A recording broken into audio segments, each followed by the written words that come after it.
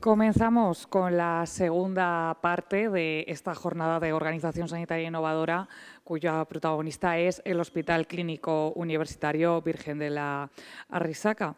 Para ello, la siguiente ponencia dará protagonismo a los trabajadores de la unidad de trabajo social y, sobre todo, a su papel en la integración sociosanitaria. Para explicarlo en profundidad, contamos con María Luz Martínez, responsable de esta unidad.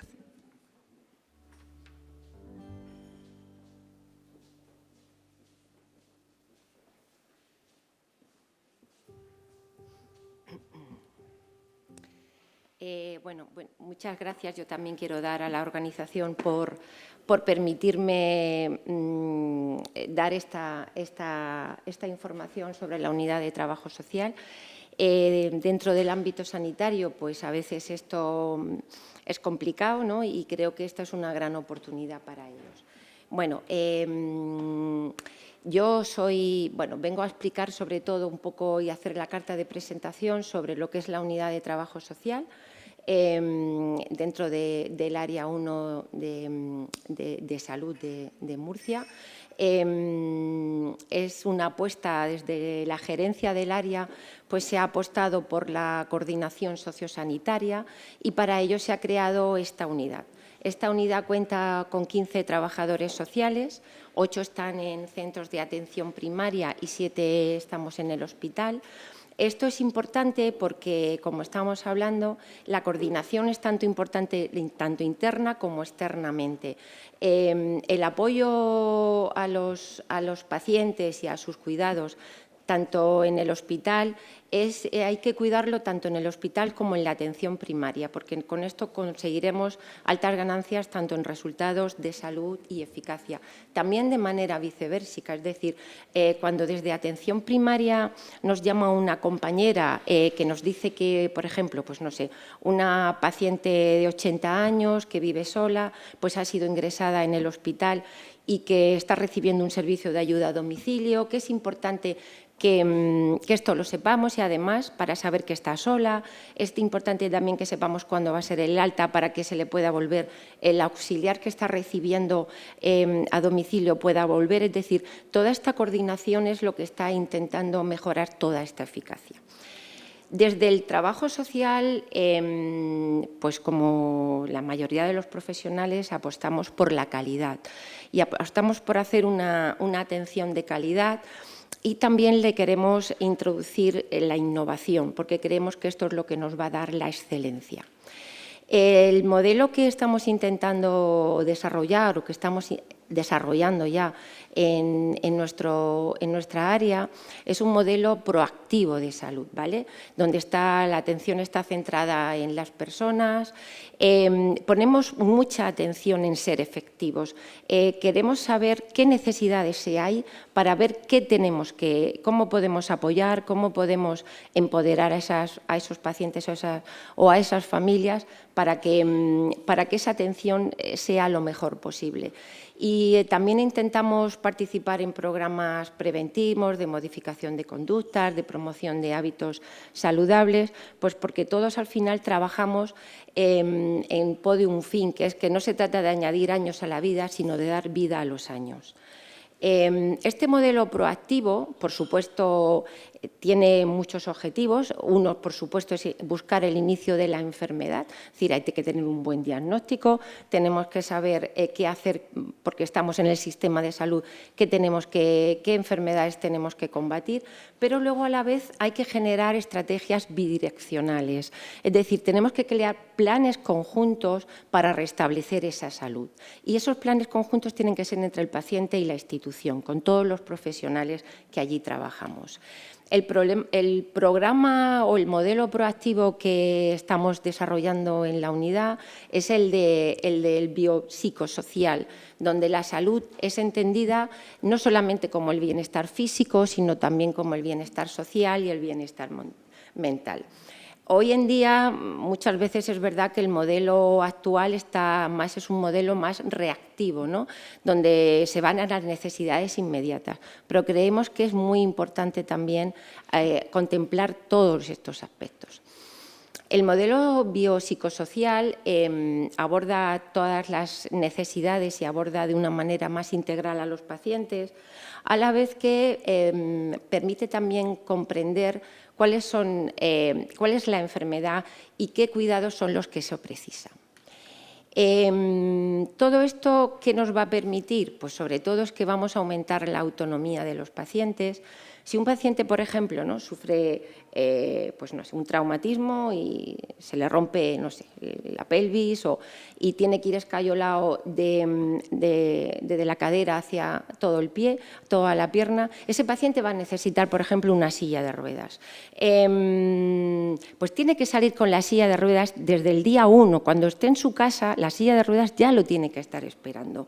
No nos podemos pensar, bueno, ¿qué va a ser de él cuando llegue a casa? Pues que se busque la vida. Es algo que desde el mismo hospital nos tenemos que estar planteando, ¿vale? Porque esto va a hacer que ese paciente sea mucho más autónomo, no esté tan limitado en su casa, ¿vale? Ya sabemos todos que a lo mejor el servicio murciano puedes comprar una silla que luego te va a hacer un reembolso, pero sabemos si ese paciente tiene ingresos económicos para comprarse esa silla, sabemos si alguien se la puede prestar, ¿vale? Todos estos aspectos son fundamentales. ¿Qué vamos a conseguir con esto? Pues disminuir sobre todo la carga familiar. A veces no nos damos cuenta que cuando tenemos un paciente ahí ingresado, pues es un padre de familia, estamos hablando a lo mejor de una familia pues, compuesta por el padre y la madre y tiene 3 niños pequeñitos, que este hombre haya tenido un accidente y tenga que estar 40 días con una escayola, va a significar que esa mujer va a ser la que esté sobrecargada, va a tener que dedicarse no solo a cuidar al paciente, sino a 3 niños pequeños. Bueno, pues desde trabajo social vamos a intentar ver qué familiares tiene de apoyo, si tiene un padre y una madre que le pueda echar una mano, si tiene amigos. Si no es así, porque te dicen, no, es que mi familia vive toda en Barcelona. Bueno, pues no pasa nada. Vamos a intentar buscarte si hay una beca para el comedor escolar, vamos a ver si hay actividades extraescolares, vamos a ver si hay un voluntario que pueda ayudarte en el refuerzo escolar. Todo eso tiene que salir ya planificado, ¿vale? Todo esto que va a permitir pues, un uso de menos medicación, de menos recursos sanitarios y, sobre todo, vamos a paliar limitaciones y sufrimientos. ¿Cómo se hace? Pues definiendo y detectando situaciones de necesidad-problema, estableciendo una planificación de ver cómo lo podemos resolver, de tratamientos y de cuidados, y luego con el apoyo de redes sociales. Sobre todo cuando estamos hablando de pacientes vulnerables o frágiles, es muy importante qué redes tiene de apoyo, ¿vale? Cuando los pacientes tienen una buena cohesión familiar, cuando los pacientes tienen recursos económicos, es verdad que todo esto es mucho más fácil, pero muchos pacientes no lo tienen y además a veces el ingreso en un hospital hace que se debilite su economía, su trabajo, se debilite muchas de esas estructuras que él tenía. Pero esto no es nuevo, que tenemos que atender la atención sociosanitaria.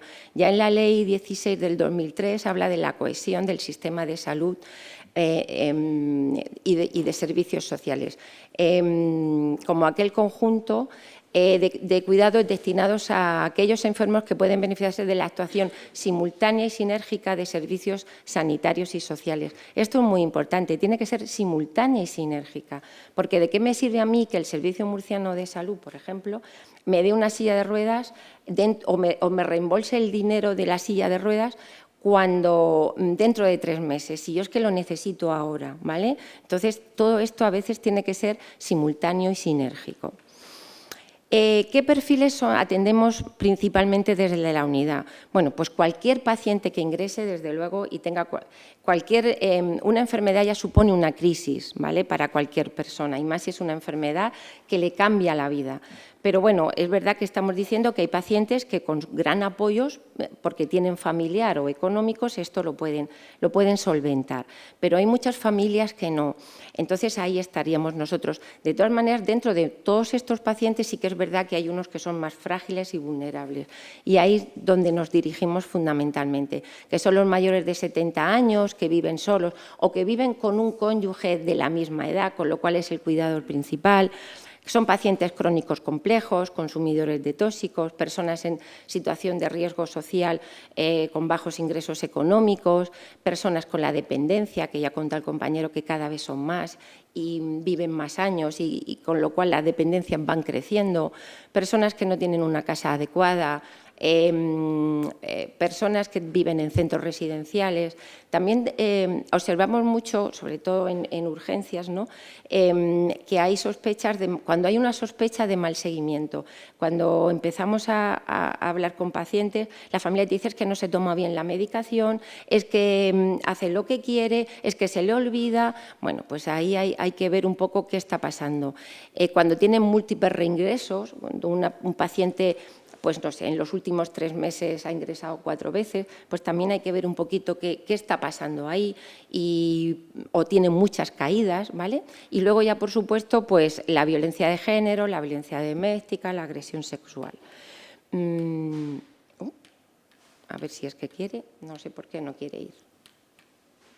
Aquí hay algo que... ¿Qué se necesita para atender correctamente a un paciente frágil o vulnerable? Pues como hemos dicho primero, por supuesto, un buen diagnóstico médico. Luego hay que saber qué quiere el paciente y qué posibilidades de autonomía tiene. Es decir, es muy importante saber la decisión de ese paciente. Hay veces que es verdad que damos por hecho que lo que se necesita es este tipo de tratamiento, que lo que necesita es irse a un hospital de cuidados medios, pero es que a veces los pacientes no quieren, ¿vale? Y eso es importante hablar con ellos y consensuar cuál va a ser ese programa conjunto. También hay que conocer cuáles son sus redes de apoyo en el entorno, es decir, qué familiares tiene, qué recursos, quién puede echarle una mano, ¿vale? Y luego ya, por supuesto, la red de atención profesional. Tenemos que coordinar, derivar y hacer el seguimiento con todos los recursos sanitarios necesarios, con todos esos profesionales que van a intervenir, tanto de atención primaria como de servicios sociales municipales, como los psicólogos, como ONG, etcétera. También quería explicaros un poco como algo más innovador, ¿no? Una de las cosas que hemos puesto en marcha desde esta unidad junto con otros profesionales y es el procedimiento de detección de pacientes en riesgo psicosocial asistidos en urgencias. Este es un proyecto, como hemos dicho, proactivo. Intentamos movilizar los recursos y las capacidades tanto de los pacientes, de sus familiares, como de los profesionales y, sobre todo, uno de nuestros objetivos es acortar la estancia. No significa que esté menos tiempo ingresado porque vamos a hacer cosas, sino que nunca tenga que permanecer en un hospital por un ingreso social, ¿vale? ¿Y esto cómo se consigue? Pues con la planificación al alta hospitalaria. ¿Y qué necesitamos? Pues la detección precoz, ¿vale? Y la valoración de aquellos pacientes con riesgo psicosanitario, ¿vale? Y social. ¿Y cómo sería? Pues captar al paciente desde el momento en que entra. Por eso nos planteamos que sea en la puerta de urgencias. Nos dimos cuenta, ¿vale? La unidad de trabajo social, nos dimos cuenta que muchas veces los pacientes, cuando se les da el alta en el hospital, es cuando ellos dicen en ese momento es que no tengo quien me cuide, es que mi casa tiene barreras arquitectónicas, es que mis hijos están todos trabajando. ¿Qué pasa? Que en el momento del alta hospitalaria es muy complicado organizar todo esto. Esto hay que hacerlo cuando entra. Por eso nos planteamos que sea desde el servicio de urgencias, porque el 80, si no es el 90% o más de los pacientes entran por la puerta de urgencias, si no es una actividad programada, normalmente pues entran por la puerta de urgencias. El procedimiento, pues hicimos un procedimiento creemos que es muy sencillo, ¿vale? Los profesionales sanitarios que atienden en urgencias, en el triaje, tanto el médico como el enfermero, tienen todos que hacer un formulario, pues era añadir a ese formulario 4 preguntas sociales, ¿vale? Y en ese momento que esas preguntas se contesten, automáticamente se genera una valoración a trabajo social, sin que tenga que hacer nada más, no tiene que hacer una interconsulta, ¿vale? Con esto ya el trabajador social hace una valoración psicosocial y empieza los planes conjuntos con familiares y pacientes. Estas 4 preguntas son si vive acompañado, si recibe ayuda cuando está enfermo o en la cama, si tiene un domicilio que reúne condiciones para su cuidado y si puede volver a casa sin problemas. Con una sola pregunta que salga que no, la interconsulta ya se genera, ¿vale? Entonces, bueno, pues estábamos creyendo que esto es una manera fácil de detectar pacientes psicosociales.